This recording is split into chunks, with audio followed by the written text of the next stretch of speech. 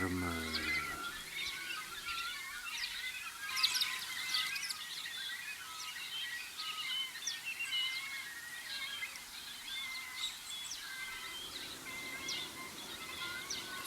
Wings fluttering in native leaves, sound an avian banquet of flowers, an intoxicated ballet balancing nectar and colour. Upon the ground, human loss lies pale, bodies drowned in their own digestive juices.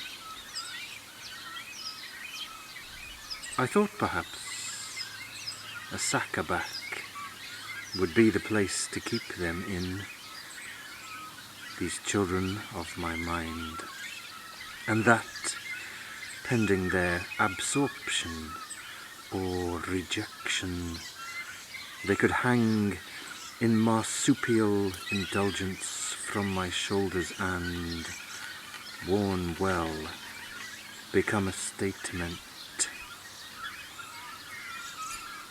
A chipper chip, a buttonhole bouquet, a garland and not a wreath. But on reflection,